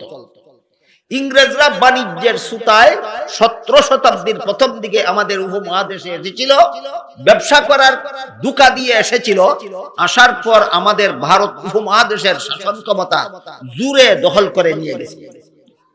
ইংরেজরা উপমহাদেশের শাসন ক্ষমতা দখল করে নিয়ে যাওয়ার পর 12 লক্ষ মাদ্রাসার নামে যত ওয়াকফ সম্পত্তি ছিল, সমস্ত ওয়াকফ সম্পত্তি বাজেয়াপ্ত করে নিয়ে গেল। একসাথে 12 লক্ষ মাদ্রাসা বন্ধ হয়ে গেল। তারপর কলিকাতা এলাকার মুসলমানেরা, তখনকার একজন বিখ্যাত বুজুর্গ ছিলেন আলেম আল্লামা মাজুদউদ্দিন, মাওলানা মাজুদউদ্দিন রহমতুল্লাহি আলাইহি, তার মাধ্যমে কলিকাতা এলাকার মুসলমানেরা ইংরেজ সরকারের কাছে আবেদন করলো যে তোমরা আমাদের দেশের 12 লক্ষ মাদ্রাসা বন্ধ করে দিয়েছো, অন্তত কলিকাতা শহরে একটা মাদ্রাসা প্রতিষ্ঠা করে দাও, যেই মাদ্রাসা সরকারি খরচে প্রতিষ্ঠিত হবে, সরকারি খরচে পরিচালিত হবে, যেন কলিকাতা এলাকার মুসলমানের ছেলেমেয়েরা নিজেদের ইসলাম শিখতে পারে। আবেদন মঞ্জুর করে ইংরেজ সরকার প্রধান লর্ড ওয়ারেন হেস্টিংস 1781 খ্রিস্টাব্দে কলিকাতা একটা মাদ্রাসা প্রতিষ্ঠা করে দেয় সরকারি খরচে, এবং পরিচালনাও করে সরকারি খরচে। মাদ্রাসাটার নাম দেয় কলিকাতা আলিয়া মাদ্রাসা। এখান থেকে আলিয়া মাদ্রাসার ইতিহাস শুরু। এখান থেকে কোন মাদ্রাসার ইতিহাস শুরু? কলিকাতা আলিয়া মাদ্রাসা থেকে আলিয়া মাদ্রাসার ইতিহাস শুরু। প্রতিষ্ঠাতা লর্ড ওয়ারেন হেস্টিংস, প্রতিষ্ঠা সন 1781 খ্রিস্টাব্দ। প্রতিষ্ঠা সন 1781 খ্রিস্টাব্দ। নাম কলিকাতা এলাকায় একটা সরকারি খরচে মাদ্রাসা প্রতিষ্ঠা করে দেয় এবং নাম দেয় কলিকাতা আলিয়া মাদ্রাসা। যেহেতু সর্বপ্রথম সরকারি মাদ্রাসার নাম ছিল আলিয়া মাদ্রাসা, এই জন্য পরবর্তীকালে আমাদের উপমহাদেশে যত সরকারি মাদ্রাসা প্রতিষ্ঠা হবে সবগুলিকেই আলিয়া মাদ্রাসা বলা হয়। বুঝে থাকলে বলুন, সরকারি মাদ্রাসাগুলিকে আলিয়া মাদ্রাসা বলে কেন? প্রথম সরকারি মাদ্রাসাটার নাম ছিল আলিয়া, এই জন্য পরবর্তী সবগুলি সরকারি মাদ্রাসার নাম ওই আলিয়া। এই সময় ভারত উপমহাদেশের সবচেয়ে বড় আলেম ছিলেন শাহ আব্দুল আজিজ মুহাদ্দিসে দেহলভী রহমাতুল্লাহ। শাহ আব্দুল আজিজ মুহাদ্দিসে দেহলভী ফতোয়া দিলেন, এই ডাকাত দলের হাত থেকে দেশের স্বাধীনতা পুনরুদ্ধার করার জন্য মুক্তিযুদ্ধে ঝাঁপিয়ে পড়া সমস্ত মুসলমানদের জন্য ফরজ। তৎকালীন ভারতে 10 কোটি মুসলমান ছিল, একসাথে ইংরেজের বিরুদ্ধে মুক্তিযুদ্ধে ঝাঁপিয়ে পড়ে। ইংরেজ সরকার যখন দেখলো এই সমস্ত মুসলমান আমাদের বিরুদ্ধে যুদ্ধ করে, অথচ এদের ধর্ম শিক্ষার জন্য আমরা আলিয়া মাদ্রাসা বানিয়ে দিলাম, সুতরাং আমাদের কলিকাতা আলিয়া মাদ্রাসায় পড়ুয়া ছাত্র শিক্ষকরাও ইংরেজের বিরুদ্ধে মুক্তিযুদ্ধে ঝাঁপিয়ে পড়েছিল। এখান থেকে ইংরেজ সরকার মাদ্রাসার প্রতি আক্রোশ পোষণ করতে লাগলো, দাঁড়াও তোমাদেরকে 12টা বাজায়।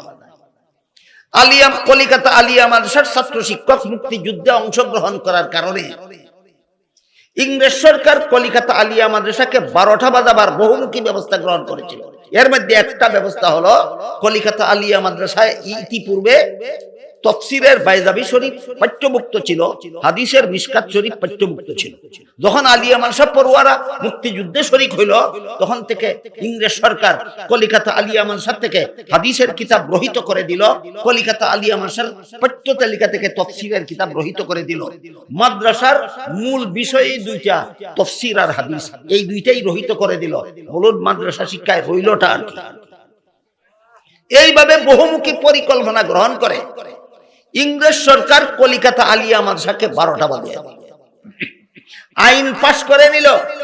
আরবি ভাষায় যারা লেখাপড়া করবে এদেরকে ইংরেজ সরকার শিক্ষিত বলে গণ্য করবে না, ফার্সি ভাষায় যারা লেখাপড়া করবে এদেরকে শিক্ষিত বলে গণ্য করবে না, উর্দু ভাষায় যারা লেখাপড়া করবে, বাংলা ভাষায় যারা লেখাপড়া করবে এদেরকে ইংরেজ সরকার শিক্ষিত বলে গণ্য করবে না, বরং শুধুমাত্র ইংরেজি ভাষায় যারা লেখাপড়া করবে এদেরকে ইংরেজ সরকার শিক্ষিত বলে গণ্য করবে।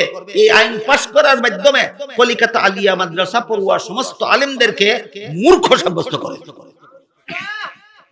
3 নম্বর, কলিকাতা আলিয়া মাদ্রাসার প্রথম প্রিন্সিপাল নিযুক্ত করলো খ্রিস্টান, দ্বিতীয় প্রিন্সিপাল খ্রিস্টান, তৃতীয় প্রিন্সিপাল খ্রিস্টান, চতুর্থ প্রিন্সিপাল খ্রিস্টান, পঞ্চম প্রিন্সিপাল খ্রিস্টান, এইভাবে একাধারে 26 জন প্রিন্সিপাল নিযুক্ত করলো খ্রিস্টান।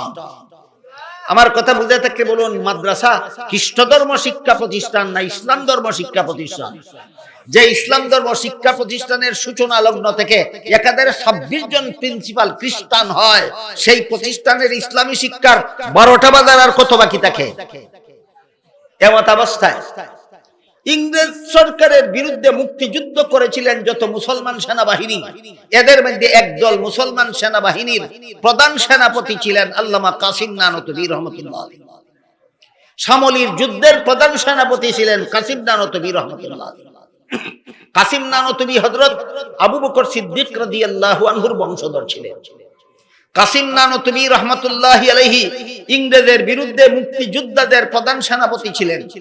কাসিম নানতুবি রহমাতুল্লাহি আলাইহি যখন দেখলেন আলিয়া মাদ্রাসাকে সরকার খেলার পুতুলে পরিণত করেছে, কাজেই আর আলিয়া মাদ্রাসা নয়, এবার কওম বা জনগণের আর্থিক সহযোগিতায় পরিচালনার উপযোগী মাদ্রাসা প্রতিষ্ঠা করতে হবে, নাম হবে কওমি মাদ্রাসা। তাই আল্লামা কাসিম নানতুবি রহমাতুল্লাহি আলাইহি 1866 খ্রিস্টাব্দে দারুল উলুম সর্বপ্রথম কওমি মাদ্রাসা দারুল উলুম দেওবন্দ মাদ্রাসা প্রতিষ্ঠার পরিকল্পনা গ্রহণ করলেন। তার পরিকল্পনায় অংশগ্রহণকারী অনুষঙ্গীদের মধ্যে একজনের নাম ছিল মাওলানা রফিউদ্দিন। মাওলানা রফিউদ্দিন রাহমাতুল্লাহি আলাইহি স্বপ্নে দেখেন মুহাম্মদুর রাসূলুল্লাহ সাল্লাল্লাহু আলাইহি ওয়াসাল্লাম বলতেছেন, তোমাদের পরিকল্পিত মাদ্রাসার ঘর আমার অঙ্কিত রেখায় রেখায় নির্মাণ করবা। এই বলে আল্লাহর রাসূল স্বপ্ন যুগে ভারতের উত্তর প্রদেশের দেওবন্দ নামক পল্লীতে নিজের হাতের লাঠি মুবারক দ্বারা রেখা টেনে দিলেন। ঘুম ভাঙ্গার পরে বাস্তবেও স্বপ্নে দেখা রাসূলের লাঠি মুবারকের দাগ বিদ্যমান পাওয়া গেল। সেই দাগে দাগে উপমহাদেশের সর্বপ্রথম কওমি মাদ্রাসা দারুল উলুম দেওবন্দ মাদ্রাসার ঘর দিয়ে সুতরাং সর্বপ্রথম কওমি মাদ্রাসার বাহ্যিক প্রতিষ্ঠাতা কাসিম নানতুবি হলেও আমরা আধ্যাত্মিক দৃষ্টিতে কওমি মাদ্রাসার প্রথম প্রতিষ্ঠাতা মুহাম্মদুর রাসূলুল্লাহকে দেখতে পাই। বুঝে থাকলে বলুন, কওমি মাদ্রাসার বাহ্যিক প্রতিষ্ঠাতা ছিলেন কাসিম নানতুবি, আধ্যাত্মিক প্রতিষ্ঠাতা ছিলেন কে? এই জন্য বলেছি কওমি মাদ্রাসায় ইলমে আকাইদ যথাযথভাবে বিশ্বাস করা হয় কেন? কওমি মাদ্রাসায় ইলমে ফিকহ যথাযথভাবে আমল করা হয় কেন? কওমি মাদ্রাসায় ইলমে তাজকিয়া যথাযথভাবে পালন করা হয় কেন? মুহাম্মদুর রাসূলুল্লাহর লাঠি মুবারকের দাগের বরকতে। আমার কথা বুঝে থাকলে বলুন, আমি যে বলেছিলাম যে বর্তমানে একমাত্র কওমি মাদ্রাসায় সন্তোষজনকভাবে ইলমে আকাইদের বিশ্বাস লালন করা হয়, বর্তমান দুনিয়াতে একমাত্র কওমি মাদ্রাসায় ইলমে ফিকহের বিষয়গুলি যথাযথভাবে আমল করা হয়, বর্তমান দুনিয়ায় একমাত্র কওমি মাদ্রাসায় ইলমে তাজকিয়ার বিষয়গুলি যথাযথভাবে পালন করা হয় কেন? এগুলি মুহাম্মদুর রাসূলুল্লাহর প্রতিষ্ঠিত মাদ্রাসা।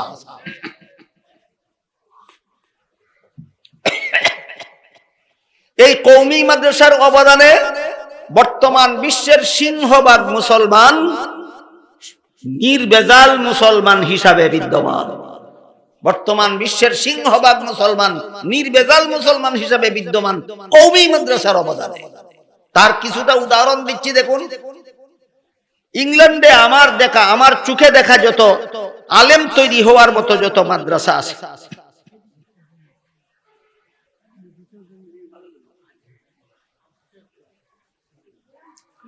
আমার চোখে যত মাদ্রাসা ইংল্যান্ডে দেখেছি আলেম তৈরি হওয়ার মতো, সবগুলি উলামায়ে দেওবন্দের দ্বারা প্রতিষ্ঠিত এবং পরিচালিত। আমেরিকায় আলেম তৈরি হওয়ার মতো যত মাদ্রাসা আমার চোখে দেখেছি, সবগুলি উলামায়ে দেওবন্দের দ্বারা প্রতিষ্ঠিত এবং পরিচালিত। কানাডায় আমার চোখে যত আলিম তৈরি হওয়ার মতো যত মাদ্রাসা দেখেছি, সবগুলি উলামায়ে দেওবন্দের দ্বারা প্রতিষ্ঠিত এবং পরিচালিত। বুঝে থাকলে বলুন, বর্তমান সারা বিশ্বে সত্যিকারের এলেমের খেদমতে কারা বিদ্যমান? উলামায়ে দেওবন্দ বিদ্যমান, কওমি আলেমগণ বিদ্যমান।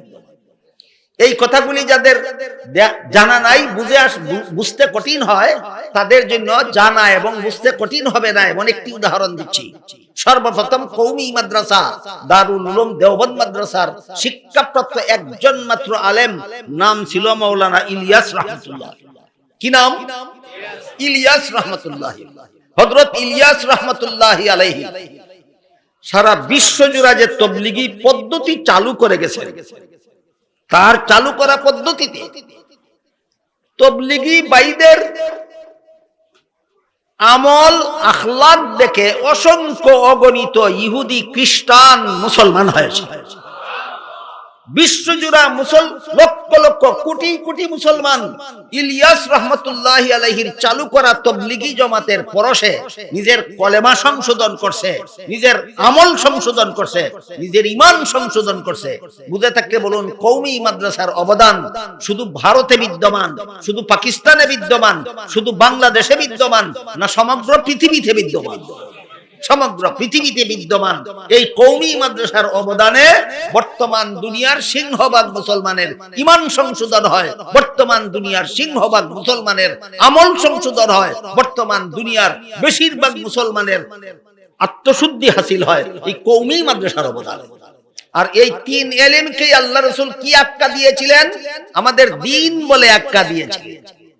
আপনাদের একটা প্রশ্ন পাঠিয়েছেন, কোন নির্বাচনী প্রচারে পদপ্রার্থী নিজের ফটো সহ দুর্গা পূজার শুভেচ্ছা চায়, দুর্গা পূজার শুভেচ্ছা চায়। আল্লাহ পাক রব্বুল আলামিন পবিত্র কোরআনের সূরা আলে ইমরানের 85 নম্বর আয়াতে বলেছেন, মান ইয়াবতাগি গায়রাল ইসলামি দীনান ফালাই ইউকবালা মিনহু। ইসলাম ছাড়া আর কোন ধর্ম যারা পালন করে, আল্লাহ বলেন কখনো গ্রহণযোগ্য নয়। ইসলাম ছাড়া আর কোন ধর্ম আল্লাহর কাছে কখনো গ্রহণযোগ্য নয়। এবার বলুন, দুর্গা পূজা ইসলামী অনুষ্ঠান না মূর্তি পূজারীদের অনুষ্ঠান? আল্লাহর কাছে গ্রহণযোগ্য না প্রত্যাখ্যাত? আল্লাহর কাছে প্রত্যাখ্যাত। এই দুর্গা পূজার প্রতি আল্লাহর অনাস্থা। এখানে যদি কোনো মুসলমান দেয় শুভেচ্ছা, কোথায় শুভেচ্ছা দিয়েছো? তোমার ইমানকে জিজ্ঞাসা করো। আল্লাহর অনাস্থার ক্ষেত্রে যে শুভেচ্ছা দেবে সে সরাসরি আল্লাহর বিরুদ্ধে বিদ্রোহ ঘোষণা করলো। এমন বিদ্রোহ ঘোষণা করলে ঈমান থাকে না। একটা প্রশ্নের জবাব দিয়ে কথা শেষ করি। যদি ইসলাম ছাড়া আর কোন ধর্ম আল্লাহর কাছে গ্রহণযোগ্য না হয়, তাহলে কেন সূরাতুল বাকারার 256 নম্বর আয়াতে বললেন লা ইকরাহা ফিদ্দিন, ধর্মের বেলায় বল প্রয়োগ চলবে না, সমস্ত ধর্মাবলম্বীরা আপন আপন ধর্ম পালনে স্বাধীন? এটা কেন বললেন? এই প্রশ্নের জবাব বোঝার জন্য আমি অতীতেও আপনাদেরকে বলেছি, কোন পরীক্ষার্থী ছাত্র পরীক্ষার হলে বসে বসে যদি প্রশ্নের জবাব ভুল লেখে, তাকে বাধা দেওয়ার কোন নিয়ম আছে? নিয়ম নাই। ঠিক তেমনি ভাবে দুনিয়াতে ইসলাম ছাড়া আর কোন ধর্ম যদি কেউ পালন করে, আল্লাহ সূরাতুল বাকারার 256 নম্বর আয়াতে বলেছেন বাধা দেওয়ার নিয়ম নাই। গ্রহণযোগ্যতার কারণে না, নিয়ম নাই। পরীক্ষার হলে পরীক্ষার্থী ছাত্র ভুল লেখলে যেমন বাধা দেওয়ার নিয়ম নাই, গ্রহণযোগ্য নয়, ঠিক তেমনি ভাবে দুনিয়াতে ইসলাম ছাড়া আর কোন ধর্ম পালন করলে বাধা দেওয়ার নিয়ম নাই, গ্রহণযোগ্য নয়। এই সুযোগে যদি কোনো পরীক্ষার্থী ছাত্র ইচ্ছা মতো প্রশ্নের জবাব ভুল লেখে, তাহলে যেভাবে তার কপালে গুড়ার ডিম ছাড়া আর কিছু নাই, ঠিক তেমনি ভাবে এই সুযোগে যদি কেউ দুনিয়াতে ইসলাম ছাড়া আর কোনো ধর্ম পালন করে, পরকালে তার কপালেও গুড়ার ডিম ছাড়া আর কিছু নাই। শুভেচ্ছা মানে দুশ্মনী না ভালোবাসা? শুভেচ্ছা অর্থ ভালোবাসা। হাদিস শরীফে রাসূল বলেছেন আল মারউ মা মান আহাব্বা, যার সাথে যার শুভেচ্ছা তার সাথে তার হাসর, যার প্রতি যার শুভেচ্ছা তার সাথে তার হাসর। দুর্গা পূজার প্রতি যে মুসলমানের শুভেচ্ছা, দুর্গা পূজারীদের সাথে তোমাদের হাসর হবে, যদি রাসূলের হাদিস সত্য হয়ে থাকে। আর যদি আপনাদের রাসূল মিথ্যা কথা বলে থাকেন, তাহলে সেই জন্য আমি দায়ী না। আপনাদের রাসূল জীবনে কটা মিথ্যা কথা বলেছেন? আপনাদের রাসূল যদি সত্য বলে থাকেন, দুনিয়াতে যার সাথে যার শুভেচ্ছা, পরকালে তার সাথে তার হাসর। সুতরাং দুনিয়াতে দুর্গা পূজায় যে শুভেচ্ছা দিবে, এই মুসলমানের দুর্গা পূজারীদের সাথে হাসর হবে। আল্লাহ আপনাদের আমাদের সবাইকে বিশ্বজুড়া কওমি মাযহার অবদান বুঝার, তাফাক্কুহ ফিদ্দিন বুঝার এবং তা জীবনে হাসিল করার তৌফিক দান করুন। সবাই বলুন আমিন।